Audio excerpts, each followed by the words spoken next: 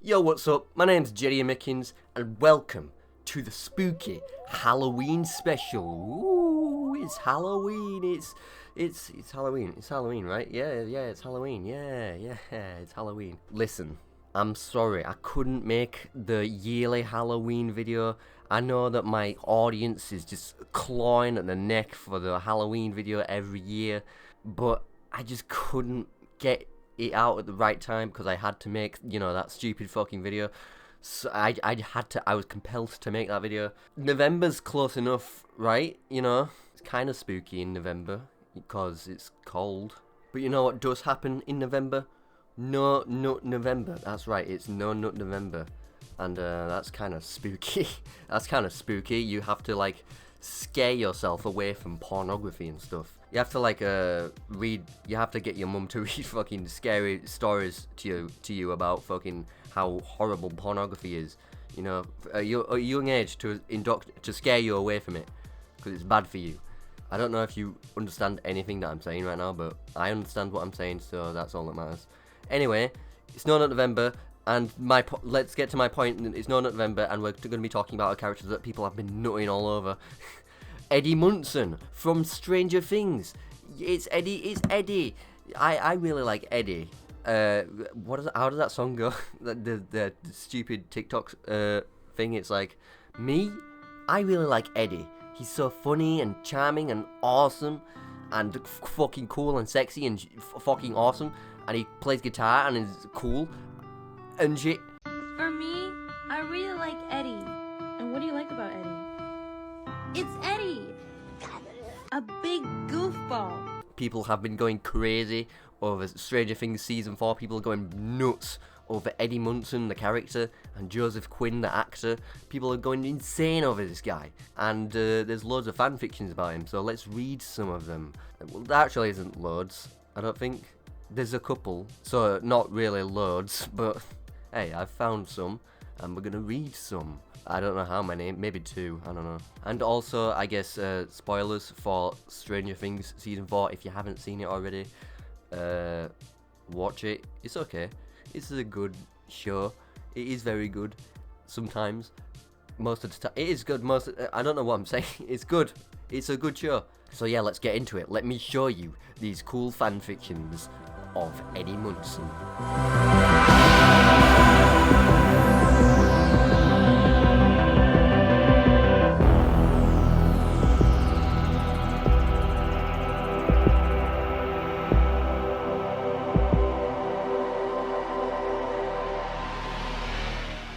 Okay, so we've got our first one here, and we've got an intro here, which is a story synopsis. And there's also a gif here of a woman looking.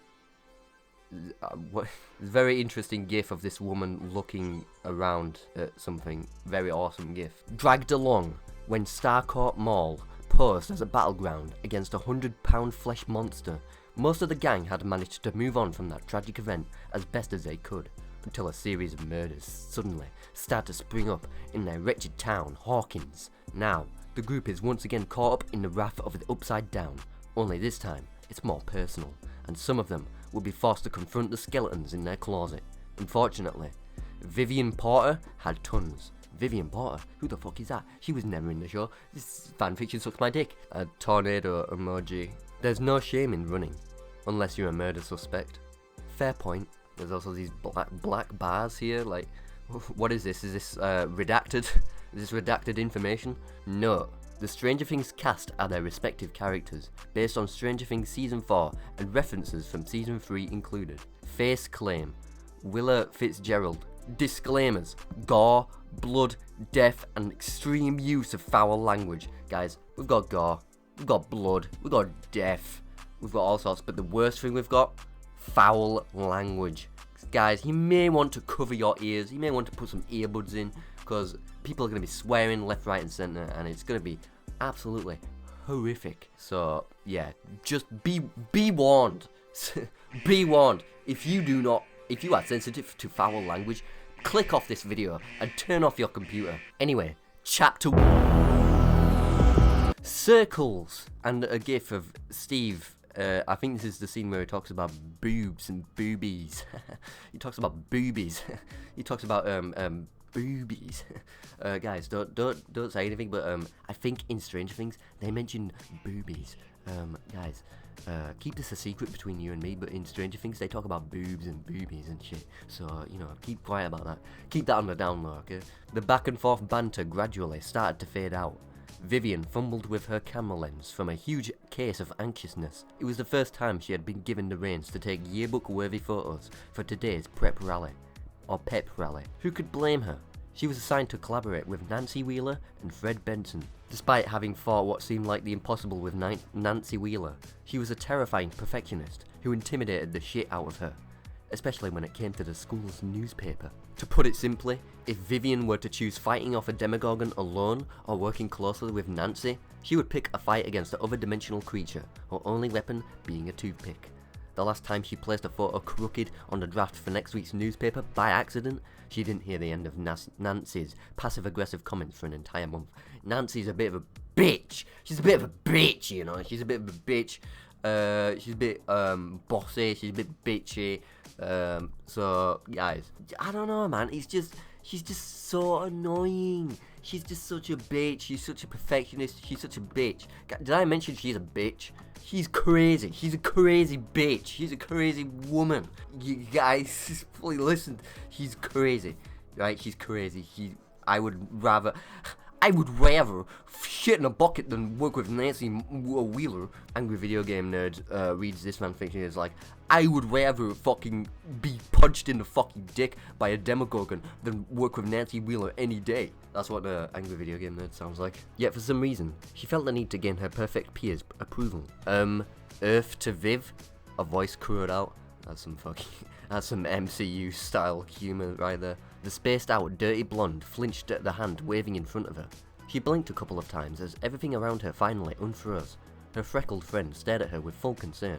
Wait, what were we talking about? Vivian faltered. Her two friends shared an awkward silence and switched topics.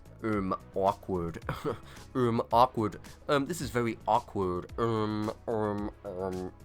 Yeah, that just happened. Wouldn't you agree that Vicky is the perfect girl for our Robin? Steve declared. Not an inch of doubt in his voice. Fucking Steve, is he? Where the fuck does Steve come from? Steve just fucking materialized out of thin air. Steve just fucking came in through the door, fucking burst through the doors, sat down next to us like, wouldn't you agree that Vicky is a perfect girlfriend for Robin? Wouldn't you say, I mean, I personally think so, but I don't know. Guys, what do you think? What do you think? Fucking storms into the room. The male glanced back with fiery eyes in hope that she would passionately back him up. Meanwhile, her eyes grew big. Eyes on the road, Harrington, she screamed out. Wait, where the fuck out? Wait, we're in a car. Wait, I thought we were in a classroom. Okay, so I guess that's because of the gif with Steve driving. Okay, now it makes sense. Now I am understanding what's happening. He grabbed the steering wheel and quickly straightened the vehicle.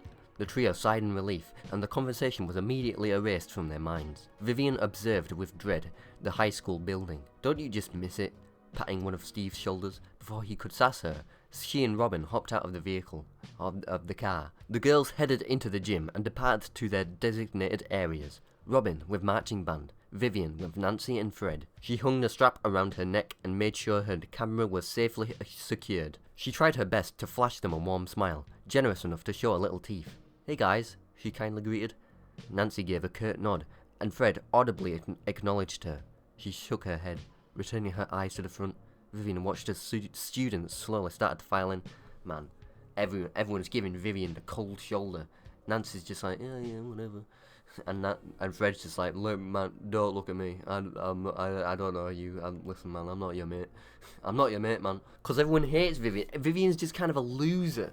We just let her hang around because, you know, she's kind of good with she's basically just like my henchman. She's my henchman. Alright, she does my work for me.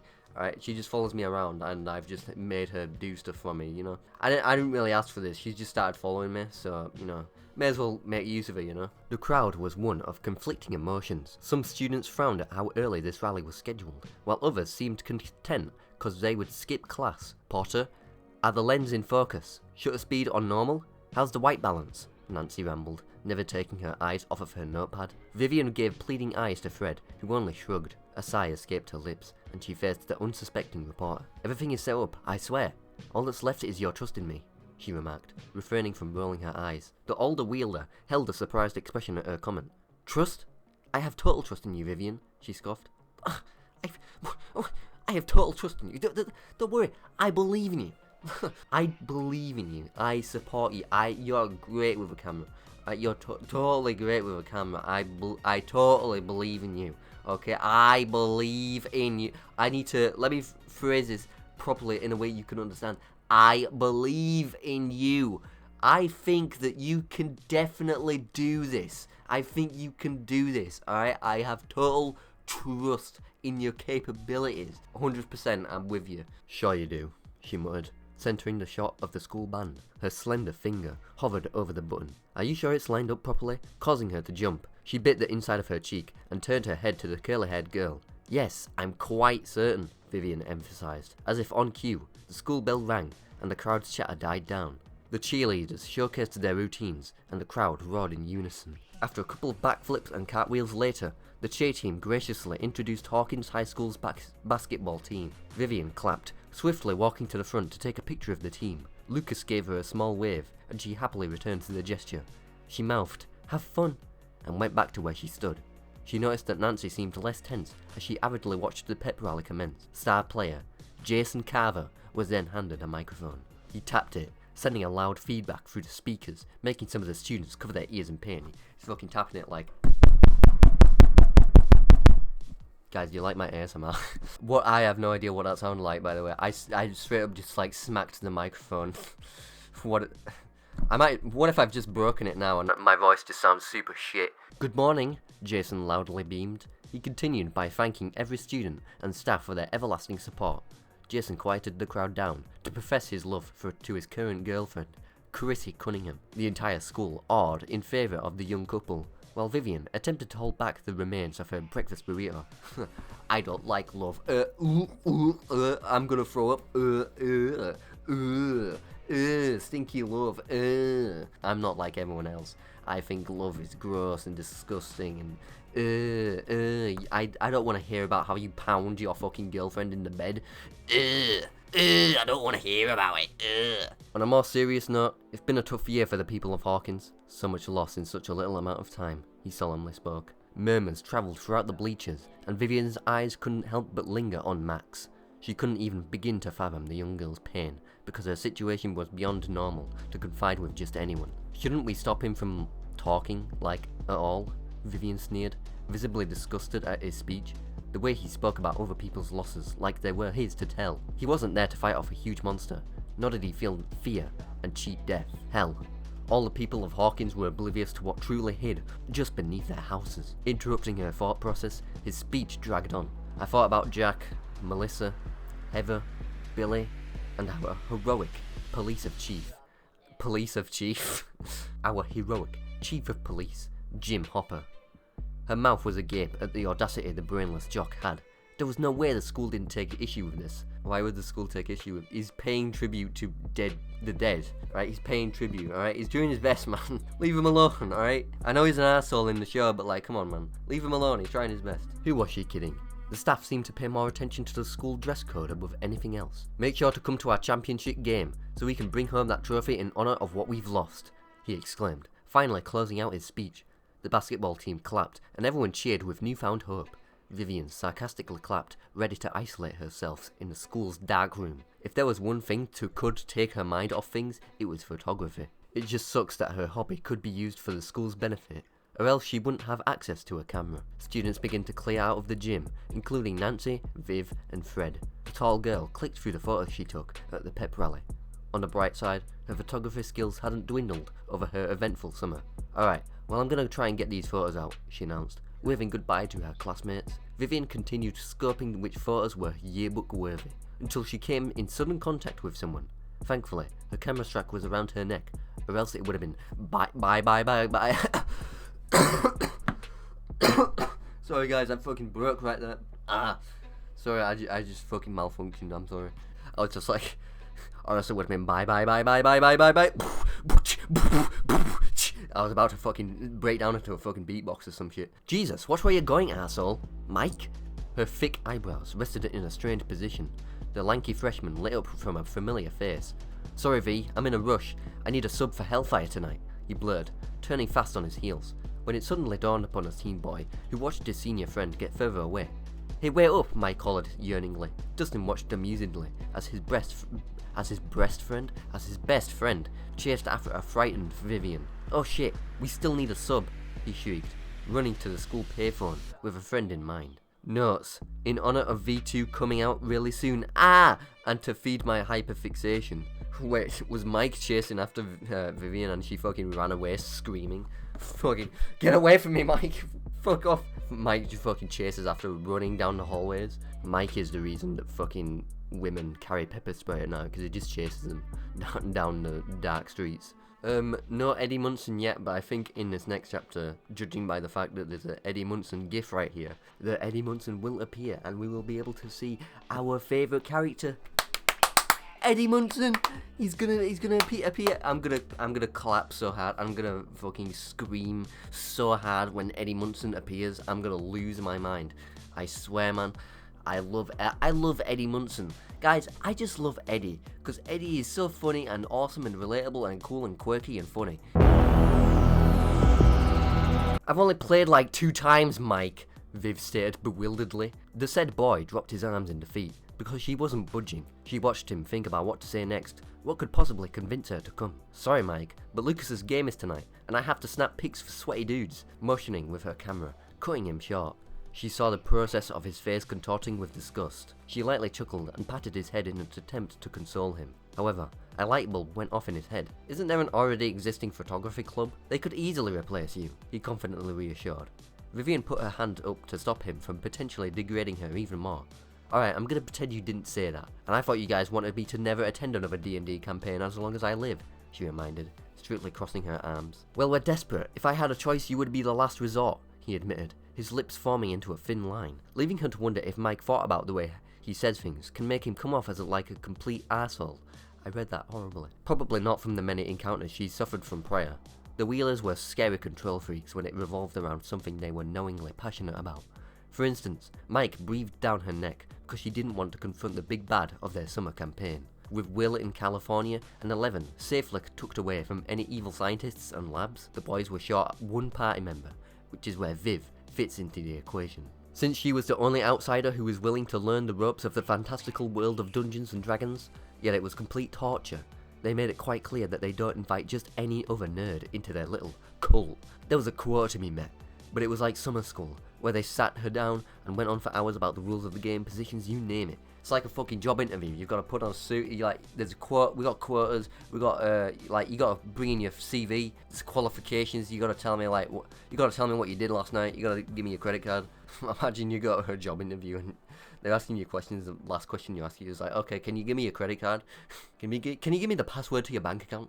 Also, give me your PIN number. Lucas and Dustin liked her spontaneity when it came to world exploration, but Mike hated that she was the grab the nearest weapon type of gal, and it wasn't a secret either. In the dark-haired boy's humble opinion, there needed to be stability, and to do that, he wrote up a huge list of solutions, even ones that you would never think of off the top of your head, unless you were trapped in a room alone with your thoughts. However, Vivian would be lying through her teeth by placing all the fault on his shoulders.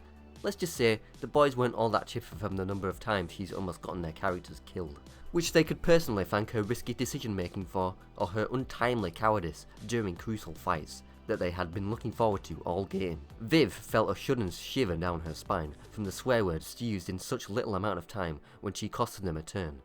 God knows where Dustin learned all those words from. See, this is what I mean. Swear words. Swear words trigger her and fucking put her into a PTSD flashback. Oh my god. Oh my god, Dustin said fuck. Literally my reaction every time Dustin says fuck in Stranger Things, I have to like reel back in my chair and be like, whoa, you can't say that, whoa. Like that, whoa, that's taking it too far. What were the writers thinking? Jesus. She met his mom before, and she was sweet as pie. There was no scientific explanation that could answer how she conjured up such a sassy little man. Mike snapped his fingers and regained her attention. Did you hear anything I said for the past 10 minutes? He questioned, clearly exasperated. Her eyes bored into his brown, and with all seriousness, Nope, not at all, she answered, offhandedly. He harshly slapped his hand on his forehead, completely baffled at her nonchalance. Vivian put her hands on her hips. Fine, I'll fill in for Luke tonight, but it'll cost you. So where should I meet you? Mike's entire body language shifted from annoyance to childlike excitement. Dustin and I will meet you by double doors near the gym entrance. Don't be late. Eddie hates tardiness, he advised, and sped off. Who the hell is Eddie? She muttered, but it was only loud enough for her ears. Who the hell is Eddie? Only the hottest and most funniest and most awesomest character in Stranger Things, Vivian, who is a character that don't even fucking exist in the fucking series. You fucking bitch! Don't you dare fucking insult my husband! The teen girl glanced at her calculator watch, and she still had some time to get her photos processed. She tried to shake off that roller coaster of a conversation as she headed off. One of the perks of being part of the photography club was the excuses that she could use for being late to class. Oh, I was checking on the yearbook photos. The principal wanted me to take some pictures.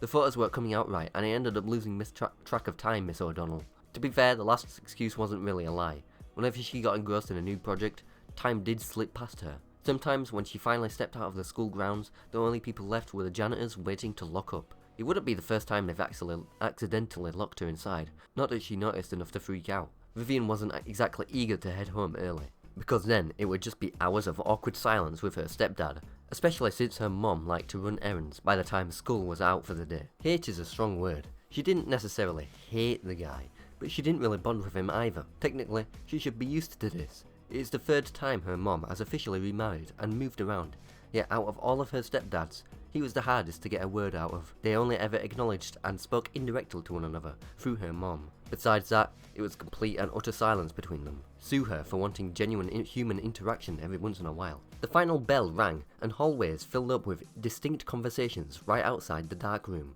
She carefully positioned the photos in individual trays, allowing the chemicals to help depict the shots. Viv left them to sit and sat herself on the counter across. She gently swung her legs as if it were a swing, blowing away the sparse hair that lingered on her face out of boredom, until the door suddenly swung open, not leaving her time to react. What the hell? She thundered, quickly hopping off to confront whoever it was. Her anger slightly simmered down when she was greeted by her bestest friend. Robin held her hands up and apologized for her abrupt entrance. Oh shit, they're not ruined, are they? She weakly chuckled. Vivian went to check, and only one was lost. She softly exhaled and turned to the remorseful brunette.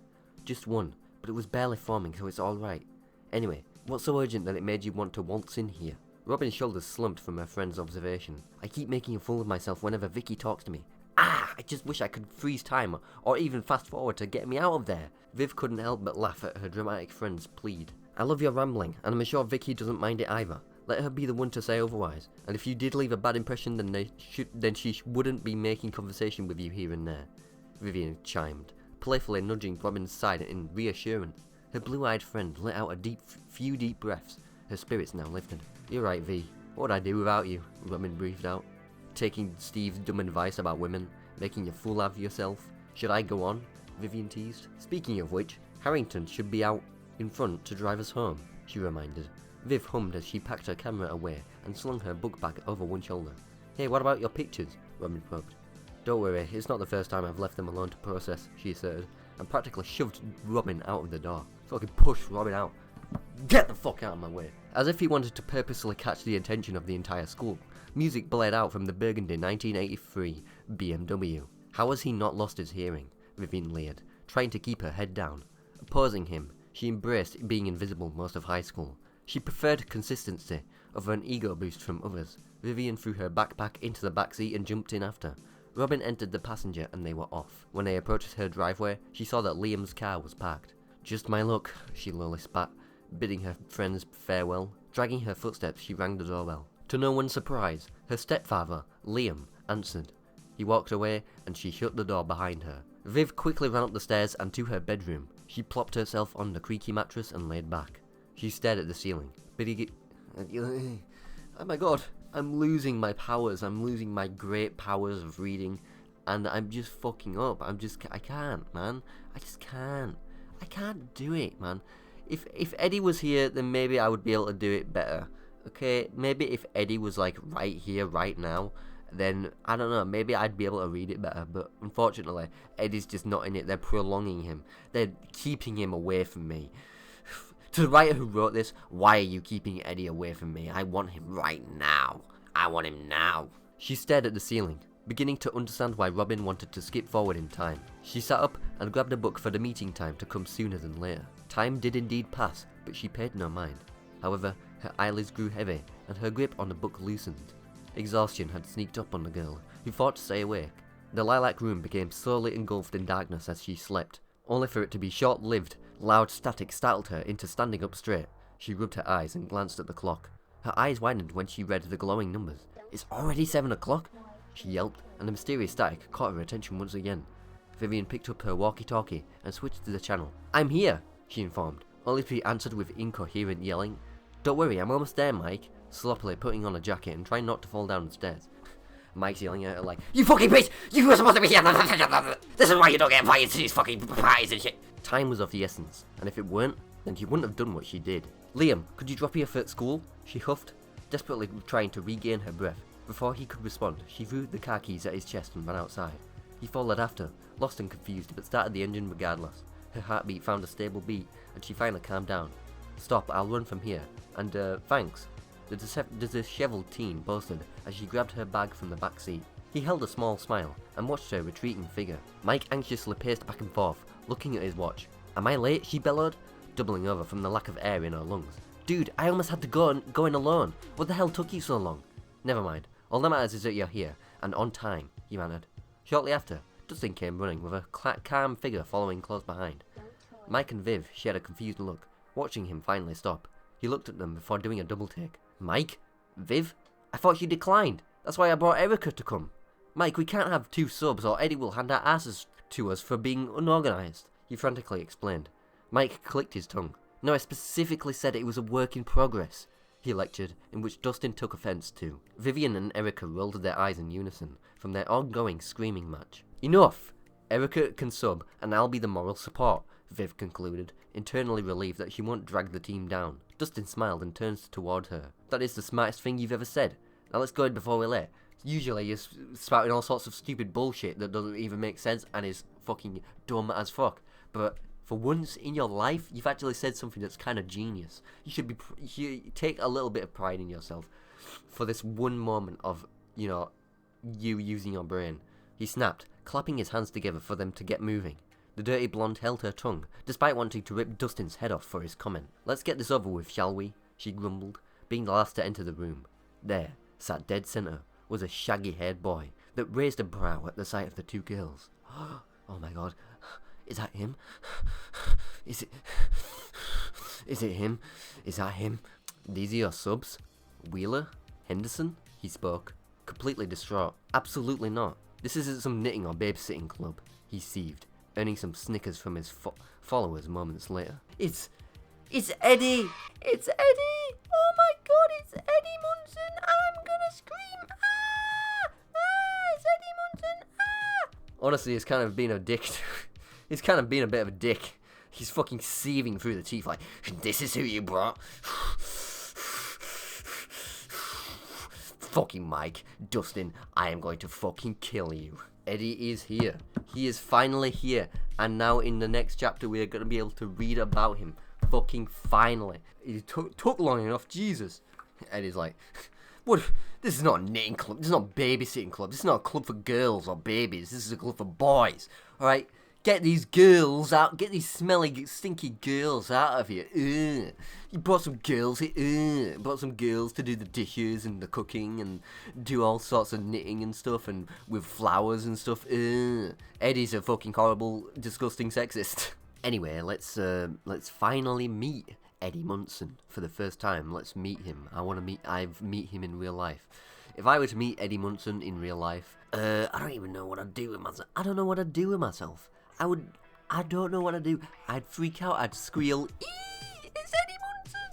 And my heart palpitations would go crazy. I would be bursting out of my chest. I go crazy for Eddie Munson. I would kill for Eddie Munson. I would fucking kill the rest of the cast if Eddie Munson gets to appear in season 5 again. I hope Eddie Munson appears in future seasons. I hope he comes back from the dead. I will kill the show's right. I will kill the Duffer Brothers to get fucking Eddie Munson back into the fucking series. Who she presumed to be the infamous Eddie was glaring at them. He made his way around a large table, the very one that looked stolen from someone's dining room. His eyes started on Erica Sinclair and landed on Vivian Porter last. The sudden tension made everyone uncomfortable, that Dustin couldn't help but awkwardly laugh, but all she seemed to ponder was how these boys could put this idiot on a high pedestal. Idiot? Eddie's not an idiot. You're the idiot. You don't get it. You don't understand. You just don't understand. You ignore me. You're not part. Why do you get to meet Eddie Munson and not me? Not that it was a dig at his looks, but he gave off your typical douchebag vibe. Finally, breaking away from the mutual stare down. I'm sorry, but I'm going to need a word with my lovely recruiters, she jeered, roughly grabbing the back of Dustin and Mike's necks. The club leader motioned her to go right on ahead. She raised a brow because she wasn't necessarily asking for permission, more so telling him. With that, Vivian drags them to the farthest corner of the room, to avoid the other strange fantasy nerds possibly listening in, and she was also unsettled by their non-stop snickering. Was it in disbelief, or at something funny? She couldn't tell, and it annoyed her by all means. Be honest, are you guys coerced into this? If not, then why do you guys look like you're going to shit yourselves? Vivian harshly whispered. Dustin managed to free himself from her manhandling. Stop manhandling fucking Dustin, like, did he coerce you into this? Fucking shaking him up and down. Did he coerce you into this? Are you mind controlled? Of course not. What they write in the paper isn't true, you know. It's just harmless D&D, like it's always been. This is serious to us, especially Eddie. You may not care about it whatsoever, but we do. Mike and Viv went quiet. They'd never seen him so passionate or without a hat. That wasn't the point, but something turned in her stomach. Guilt. Viv underestimated the comfort and sense of security this board game brought to them. It allowed them to feel like they belonged somewhere. There was no one here to make them feel like an outcast. It was something exclusive that they bonded over, which was what made it more real than the shallow popularity and backstabbing followers. She pursed her lips, adjusted her jacket, and took a deep breath through her nose. Let's get this show on the road then, the dark blonde voiced, watching as Dustin's smile grew 10 times wider. She walked to Erica and placed a hand on her shoulder, making the younger girl confused at what Vivian was insinuating. How would you feel about tag teaming? She mischievously grinned, giving her shoulders a light squeeze. She processed her words carefully. Vivian knew what her answer was the minute a full-fledged smirk made its way onto Erica's features. The empowered girls strode in front of the ringleader. Eddie, you're a horrible sexist. But now, 2 strong women are coming face to face with you. They're gonna fucking shit all over your game. They're gonna shit all over your game, fucking smack it from table. Like, you listen here, you man. You listen here, man. You listen here, dude. Alright? We're gonna fucking destroy your shitty little make-believe game. We're gonna destroy you at your own little make-believe game. And we're gonna fucking... Oh, I don't even know. You don't even know, man. Are you ladies done gossiping? He retorted, lowering himself to Erica's eye level. Not that he would ever admit it out loud, but he barely had a few inches over Vivian to come off intimidating. To sell the macho man bit properly, he towered himself over the middle schooler. We only need 1 sub, and I don't know if you guys can count that high, but there's 2 of you, he taunted, his dark eyes flickering between them. Yeah, I don't know if you've figured that out, since you're a woman and, you know, thinking isn't really something that you do, you know. Just in case you couldn't figure it out, there's only 2 of you. You know, women, they don't really think. Am I right, guys? Am I right, bros? Am I right, dudes? My dudes can back me up. Women don't usually think, you know. They usually leave the outcasts, like the nice guys like us in the sidelines, and go with the dickhead asshole, you know? Because they don't think. They don't use their thinking power. They don't use a brain. They don't have a brain. They don't have a brain. I mean, there's no other explanation. Wait, are you seriously scared that us girls will defeat anything you throw our way? Who would have guessed you were the insecure type? Vivian derided. I'm sorry, I'm just kind of dumb sometimes. Sometimes I'm like a woman, and sometimes I don't think or use my brain power. I'm no better than a woman. Ugh. I'm no better than a woman. What is this video turning into? This is turning into fucking being sexist. I don't know. Watching her take on a cocky attitude seemed to irk something in him. She riled him up, and he rose to the challenge. He stuck out his hand. Welcome to Hellfire. Eddie tittered. Tits? Eddie's tits? I want to see Eddie's tits. And then Vivian boobs boobily across the room. Because woman. What is... This whole video is just going to be sexist jokes in it. Because I'm... You know, Eddie... there's no excuse. There's no... I can't muster up an excuse for all the horrible things that you are listening to right now. If you're listening to this, please turn off the video. Please, just... I need you, for the love of God, report this video. Report this video. Report my channel. Falsely report it even. Say that there's like copyright claims in this. Say that like horrible harassment is happening. Say that hate speech is going on in this video. And the people at YouTube will get your report, be like, what the fuck, some really fucked up evil shit is going on this YouTube channel. Next thing you know, my YouTube channel's got 1, 2, 3 strikes, and then I'm gone. I am vanished. I will never be seen again. No one will ever utter my name, and I will just vanish from existence. I will never be seen. This YouTube channel is my only trace of existence. This channel is the only proof that I exist. So if you get rid of this channel, I am gone forever. They firmly shook each other's hands and got started. Everyone took their seats, and Dustin filled Erica and Viv on where they left off. The group had already killed their greatest foe, Vecna. However, the immersed teens watch closely as Eddie sets the scene. They chant, "Hail Lord Vecna," consecutively. You recognize most of them from Macbar, yet there is something you are unfamiliar with. They remove their hood, skin barely holding, missing one eye and left arm. He finished. Their voices boomed with anger and confusion. "I thought you guys killed Vecna," Viv shouted, slamming her clenched fists on the table. "What the fuck? I thought you guys killed Vecna! You lied to me!" And yet who they left for dead was standing right in front of them, ready to take revenge on them for the damage they have caused. The Dungeon Master continues. You're all tired, injured, and scared. Do you flee Vecna and his people, or do you stand your ground and fight? He enunciates, hovering over the book that hid all the tricks he had up his sleeve. Henderson lifts his head, and they saw the determination brightly burning inside of him. "I say we fight! To the death! To the death! To the death!" He boomed, and they eagerly joined in on his chanting. His sizzling energy spread and consumed them entirely. Vivian had already done some major damage, with Lady Applejack's poison-soaked Q-Cray successfully taking out a lot of Vecna's cultists. But not everything was looking up, because some of the members didn't roll enough crit points to weaken Vecna's overwhelming power. It was the girls' turn to decide what to use next in their limited moveset.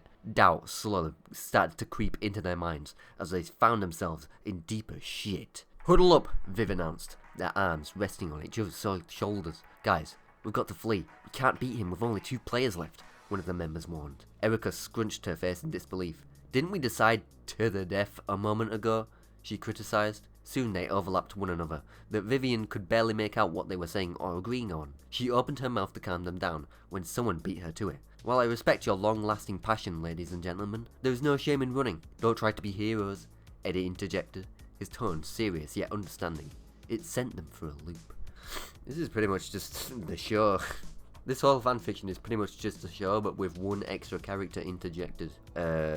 And it's awesome. I wouldn't change a thing about this fanfic. It's awesome. I love it. How did they come up with it? Either he's taking his role as Vecna very seriously, or is genuinely giving them an out. Viv couldn't tell, but she was for sure not going to stand around and find out. "Screw it," Dustin answered, turning towards Eddie, who sat all high and mighty. "Let's kill that son of a bitch," he concluded. It was Lady Applejack's turn, and the group's last hope. A gamble, truly. Viv nudged Erica, giving her a supportive smile. "Handing the young Sinclair a D2O and wrap up this intense battle. It's all you." She winked, and Erica stepped forward. Clasping her hands together tightly, she closed her eyes and focused hard. Everyone watched intently as she shook the dice around in her small palms. Time slowed all around them the minute the dice rolled onto the table. Vivian could hear everyone's breathing, even her own. The air felt foreign, because her lungs struggled to breathe it in. The stakes were too high, way too fucking high. The air also felt horrible because these guys' breath is just fucking musty as fuck. Like, these guys do not drink water, ever. They don't drink water, they don't go outside, they don't eat any fucking nutritious food. It's just fucking hot breath. It's consuming this room. Like, it's insane. Can barely fucking breathe in here, man. It's like being locked in a fucking radioactive chamber. Dungeons and Dragons was officially deemed too damn stressful for the girl's heart. Suddenly, the clattering of the dice came to a full stop. She swallowed hard and found the courage to look. Her eyes didn't deceive her. She read it clear as day. Crit hit! Erica thundered, and at that moment everyone in the room burst out in cheers and laughter. Vivian brought Erica's cape over her head and let out a loud squeal. Eddie clapped, feeling completely overwhelmed, in a good way, by the unexpected outcome. The blonde even gave the club leader a high five for how ecstatic she was from playing it. That's why we play, he chimed. Mike and Dustin hugged both Erica and Viv, which they warmly accepted. Whew! That was so much fun, she complimented, as they all walked out the double doors. Although Vivian knew she was forgetting something, she rushed back inside the club room, only to find Eddie still there. Yeah, it's like, 2 seconds after. What do you expect him to be gone in 5 seconds? Alright, game's over, we're gone. Game's finished, we're gone. We're out of here. He was in the middle of putting away the board game and dice when he finally noticed her standing at the door. What brings you back here so soon? He questioned. She stepped further in, scanning the chairs and table. I took off my jacket when things were getting tough, and to avoid a heat stroke, she quipped. He let out a soft chuckle, and pointed to where it sat. Nice jacket, if it weren't for my kind heart, I would have stolen it, he claimed, placing the game box on a nearby shelf. Now that I think about it, this isn't the first time we've met, she revealed, fully gaining his attention. It's not, he trailed off, putting on his leather jacket, topping it off with his jean vest. She softly hummed, her jacket hanging off one arm. Yeah, you have Miss O'Donnell, right? I sit 2 desks in front of you. It'd take a second or two for the new information to sink in. Embarrassment showed itself in her reddish ears. He didn't recognize her. She knew she was pretty average looking, but this cut deep. Or maybe not, I don't know. She sheepishly retracted. After endless minutes of shared silence. So it's your big head that blocks the chalkboard? I blame you for my D in that class. He frowned. Right before her eyes, she watches every muscle on his face distort. His mouth forms into a playful grin, and his eyebrows arch for the sky. She let out a laughter of relief that she didn't come off like a stalker. That's when Vivian's face washed blank with confusion, like Eddie had spoken a foreign language to Bet. Big head? You're telling me that I have a humongous head? Viv was now fully committed to this little game, stating as seriously as she could. That's funny, I thought the same about you. Isn't that why you ultimately grew out your hair, so you could hide its abnormal size? She teased. His eyebrows furrowed. Very funny, Porter. You just don't understand fashion, because this is so in right now, he advertised proudly. His eyes finally travelled down to his wristwatch, and realised it was close to meet-up time. This is cute and all, but I need to get going, or else I'll miss out on an important deal. Catch you later, Porter. Oh, and you're welcome to Hellfire any time, he sang. His van's tyres screeched a minute later, most likely leaving tyre marks in the school parking lot. And that's it. That's the end of the chapter. We met Eddie. We basically let the show play out on its own, and then at the end, it was new stuff where we talked to him, and he was very funny and awesome and hilarious and relatable. I laughed. Did you laugh? If you laughed, please I have no requests for you to do. If you laughed, then you laughed and you enjoyed yourself. I'm very cool and humble like that. You don't need to do anything. Don't do anything. It would be nice if you would subscribe and stuff, but hey, you don't need to do anything. I'm humble. So yeah, that was it for that story. I'm gonna look for another one. Not a long one, because honestly that story was really long and I can't be bothered editing all of it. So yeah, I say editing, but I don't really do much in the way of editing, really. I just put some fucking shit image on the screen. I have no audio editing skills, so it's just the shittest audio imaginable, and that's about it. That's all I do.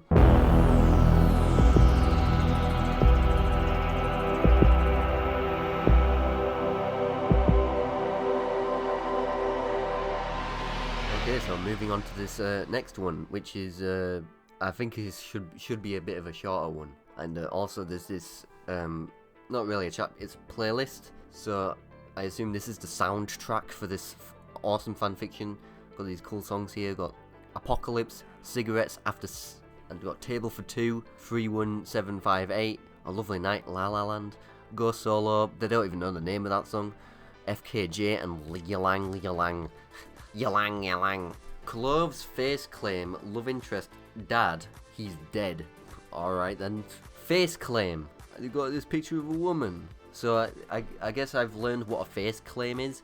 They claim ownership of someone else's face for their own character. So this is the character in the story. Clothing. And I've got these clothing. Got cool clothes. Cool emo clothes. Yes, very nice. And an Eminem jacket. Cool emo clothes like Eminem jacket and Eminem merchandise. All clothes will be in the top photo. Love interest. Eddie. Got a picture of Eddie with Robin, who's in army gear. Dad. Got True Geordie. Is that True Geordie? That looks like True Geordie. Any buff guy with a beard is True Geordie. Mom. I got a random fucking woman with a tan. Okay, into it. Okay, so we've been introduced to all of our characters except the dad, who's apparently dead. True Geordie is dead, and we move on to the first chapter. Ruby's POV. I woke up in a strangely good mood.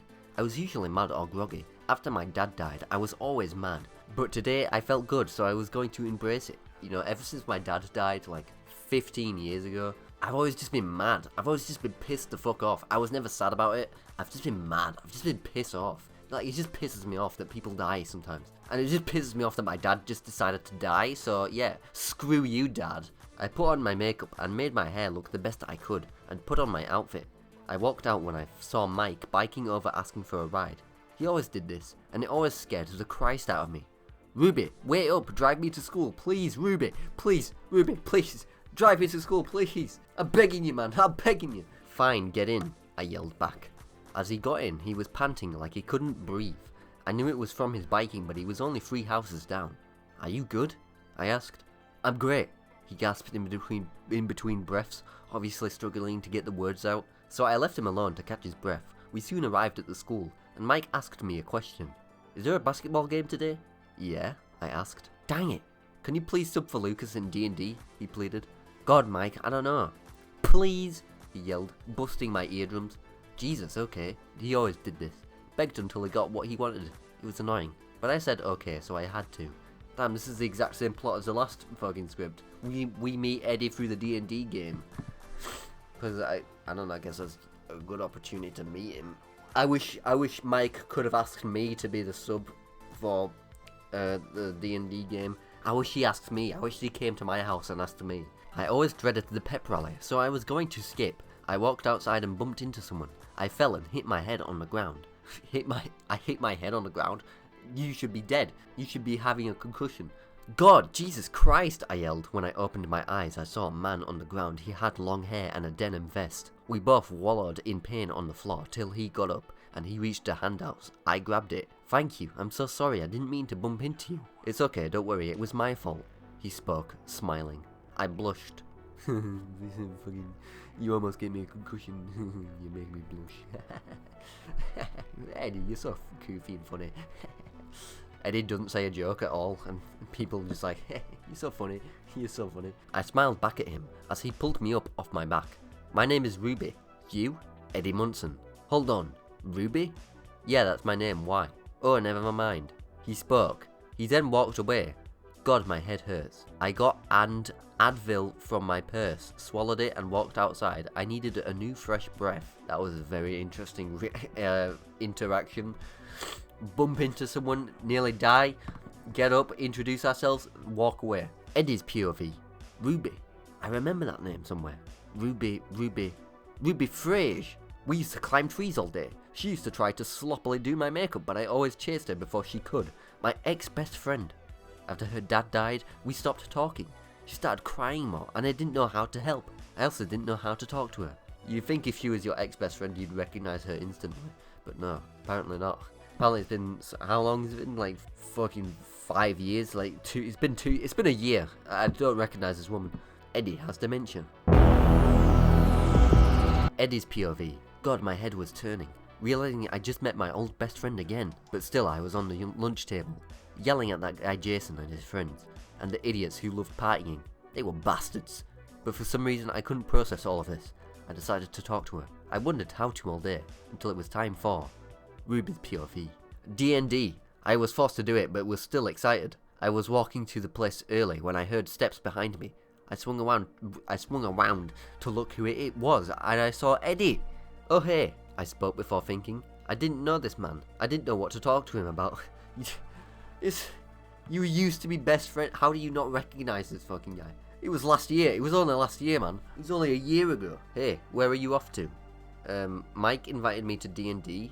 I played it before, but I'm not so sure about this. Mike invited you to D&D? He questioned, obviously shocked. Yup. Well, I'll catch you up on the rules and how to play really quickly. We walked into the little shed-like place and he started teaching me how to play. Ruby, we need to talk. Yeah, Eddie? We've met before. Actually, we were best friends before. What? Yeah, before everything with your dad. We were best friends. I'm not sure how you remember very well, but you know. And suddenly, I felt like my chest was collapsing. I couldn't breathe. I couldn't breath. How did I not know? How couldn't I know? My dad, Eddie, best friends, deaf, all of it was too much, and my eyes couldn't be held up. Eddie's POV. Her breathing sped up. She was sweaty. She had passed out. Now I really didn't know what to do. Should I call her parents? But I don't know their phone number. Should I take her to the nurse? Yes, I should take her to the nurse. I picked her up and ran as fast as I could to the nurses through every hallway. It looks like she had an anxiety attack. She should be okay, but just take her home, Eddie. The nurse spoke. This is fucking escalated. She fainted. She was like, wait, I've met you. And she fucking faints. She fucking dies. She dies. The nurse is wrong. She's dead, Eddie. You killed her. She had an aneurysm. I didn't know where she lived, so I decided to just take her to my house. I grabbed her like she was a bride and put her in the passenger seat of my van. I walked around the front and sat in the driver's seat. What? I guess D&D's cancelled. Was she there before Mike? She appeared there before Mike. In the last story, like, Mike picked the woman up and, like, went with them. She didn't pick... I'm making stuff up about the last story. That did not happen. The drive was silent. No music, no talking. No talking because she's unconscious. When we finally got to my trailer, I got her out of the car. She was still limp. That scared me. This was all my fault. I shouldn't have brought it up. I sat her onto my bed, then laid her down and took her shoes off, then tucked her in. I went to watch a movie as I felt an arm grab me. Don't go. Please, she said as she tugged at my arm, about to reach out her other arm to grab the back of my shirt to pull me back down. I feel like if I woke up in a stranger's home, the first thing wouldn't be, don't go, please, come back. I'd be like, what the fuck, where am I? She just gets up, immediately wants to fucking have Eddie in bed, have sex with Eddie. Who doesn't? Who doesn't want to have sex? If I found myself in Eddie's house, I would fuck him. I would fuck the fucking fuck out of him. Because who wouldn't? You'd be insane not to. TW, emetophobia. I'm not sure if talking about throwing up counts, but nothing, I guess. Guys, be careful. People are throwing up. People are throwing up in each other's mouths and shit. People are like vomiting in each other's mouth. People are vomiting in each other's eyes. People are vomiting in each other's eyes. You know, it's all sorts. It's disgusting. Ruby's POV. I woke up to a knock at the door. When I looked beside me, I saw Eddie knocked out with drool all over his pillow. I found a fly swatted in his room and smacked him with it. I didn't know how I got here, but I'm sure I am safe here. He jolted up and I crossed my arms. There's someone at your door. I spoke in a playful, annoyed voice. Yeah, he mumbled. We walked to the door and saw Chrissy Cunningham. Oh, hey, Chrissy, Eddie said. Do you still want that special K? Yes, please, Chrissy mumbled. Okay, I'ma go get it. Ruby, can you stay with her? Yeah, of course I will, I spoke in a soft voice to not startle the frightened girl in front of me. If I speak too loudly, she'll lose her shit. If I speak too loudly, it might actually rupture her brain and cause her to have an aneurysm. She looked scared and shaken, like she had been chased here. After about 1 minute, Chrissy started to look weird. Her eyes were rolled back. Eddie? I said with a slight amount of concern. He walked in. When he saw Chrissy's face, he scrunched up. But when she started levitating, I think I saw tears. And when her bones started breaking and her eyes popped out, I know I saw tears. Or maybe it was just mine. I was frozen. Couldn't move. Couldn't blink. And then picture of... Is this Chrissy? I can't remember what Chrissy looks like, to be honest. This is it. This is the moment, by the way. This is the Chrissy wake up. I don't like this. This is that moment. This is the exact moment that history was made. Chrissy wake up. I don't like this. Chrissy wake up. This is a funny song. Hello. My god, fucking what has Shmo Yoho done? They made that song and they made the Corn song. What have they done? They have no idea what they've done. Eddie's POV. Ruby, come on, we have to go now, I pleaded. She wouldn't move, or maybe she couldn't, but either way I grabbed her and carried her out into the car. She was utterly frozen, like ice, but as soon as I got into my car, she bursted into tears. Uncontrollable tears. Please, Ruby, please don't cry, please, I'm begging you. But she could not stop. She cried until she was dry heaving. She finally could get a gasp of air, but when we got out of the car, she vomited. Ruby's POV. I threw up. Mum, I threw up everywhere. Ruby, are you okay? Eddie said, concerned. Yeah, I'm okay. Why wouldn't... Yeah, I'm okay. Why wouldn't I be? We totally didn't see someone's eyes just pop out at the back of their head, I said, some anger in my voice. Every time someone dies in my life, I just get angry. I don't get sad, I just get fucking angry. That pissed me off, that triggered me. That pissed me the fuck off. What kind of god would allow this kind of violence? Calm down, Rube. Yeah, I spoke quietly. I felt my anger shrink like a dying monster. Rube? That's new. Yeah, Rube. It's short for Ruby, because Ruby's too long of a name, so I call you Rube for short. Same amount of letters. As we walked into the broken down shed, we started to try to find places that had good bed material. None of them did, but we found 2 boats. As soon as I hit the semi-bed boat, I fell right to sleep. But in the middle of the night, I heard Eddie's little sobs. Who wouldn't be crying? I got up and pulled the tarp off him. He got startled. His face looked like a toddler when they were denied a sister, or when they scratched their knee. Are you okay, Eds? I call him Eds for short. Yeah, don't worry about me, he said as he sat up. When he sat up, I started to rub his back. He looked over with a comforting smile. In return, I gave one back. He jumped out of his boat and hugged me. I hadn't been hugged since my dad. I told people not to, afraid it would wash his scent away, take away the only thing I had left of my loving dad. But Eddie was different. Eddie will always be different. I hugged him while rubbing his back. Then I felt tears fall from his eyes. Don't cry, just close your eyes. I said this because I wanted him to calm down, but also because I wasn't sure any water was here. I didn't want him to be dehydrated, and we couldn't drink lake water. I don't think so. They live by a house with... It's not an abandoned house, it's like a house with water and stuff. A guy lives there. They could just go up there. Just get some tap water or something. Then suddenly, I was off my feet. He had grabbed me bridal style, and was spinning me around. Eddie, I swear to God, I had said while playfully laughing. He started laughing too, and threw me up a bit, then catched me.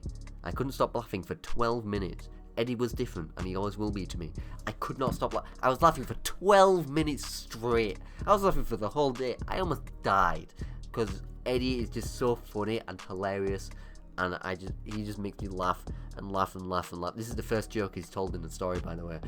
This is the first funny thing he's actually done. 9:30 AM. I woke up starving. Eddie was still passed out, but I grabbed a random book and threw it at him. After that, I found a spider on his face. He couldn't stop screaming. We need some food, he said. No one's gonna bring us some. Remember, they think we are murderers. Wait, what? What was the point in that one sentence about a spider being on his face and then he couldn't stop screaming? That didn't go anywhere. The next fucking thing doesn't lead into that. Then sometime later, we heard a car. Hurry, get under the tarp, Eddie said. I don't think I have enough time to get into mine, but whatever, I'll try. Eddie's like, oh, shut up, just fucking stop talking, get under there. Yeah, you don't have time because you're talking. Get under the fucking tarp. I ran, grabbed my tarp and laid down in my boat. Just enough time, because right after that they walked in. I couldn't tell their voices apart. The ones in my head were screaming at me too much. Please don't let them find me. I heard the tarp moving, getting stabbed at. Then I heard a scream. I felt myself tense up. Then I heard, where's Ruby? Eddie, where's Ruby? And then I felt someone walking towards me. I grabbed the gun next to me just in case, and as the cover was vastly being lifted, I grabbed the person in front of me and held the gun up to them. Dustin, what are you doing here? Ruby, thank God. Tell Eddie to chill out. I think it's Ruby that needs to chill out, because she's got the fucking gun. Eddie, it's Steve and Dustin and Max and Robin, chill. He finally removed the beer bottle from his neck. So we need to explain some stuff to you, too. Dustin looked at us like he was about to tell us he killed his mum. After explaining, so there's evil people trying to kill us, I asked. Actually, we think it's not a person. So did you guys see anything like flesh or dust? Nah, man, it was nothing you could see, Eddie said with a sigh. It was more like he was cursed.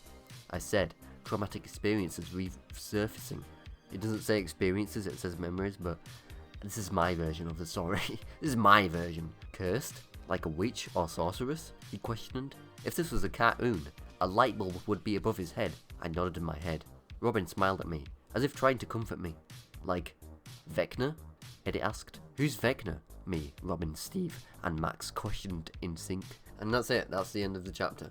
And that's where we're gonna leave it. Because I can't be bothered anymore. I can't be bothered reading it. I can't be bothered adding more shit to this video. So that's where it ends. Me, my name is Ruby, and Eddie are in a relationship. We're having awesome sex. We're having awesome sex. And yeah, we're on the run. And people think we're murderers. I was there when the Chrissy wake up scene happened. I was there. I saw it. I saw it in person, live action. And yeah, if you mess with me or Eddie, I'm gonna shoot you. I'm gonna kill you.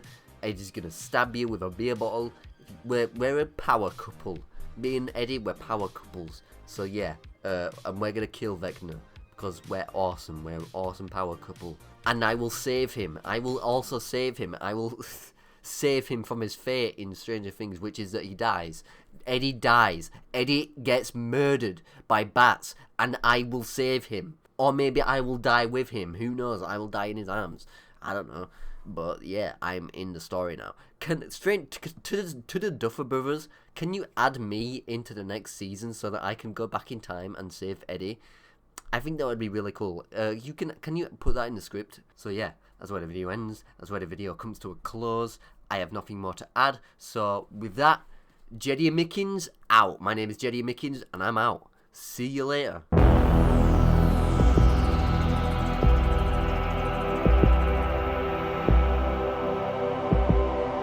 The baby's coming, golly gossums. Oh! Aw, look, it's a girl. Let's combine both our names for our little critter, Jeddy Mickens.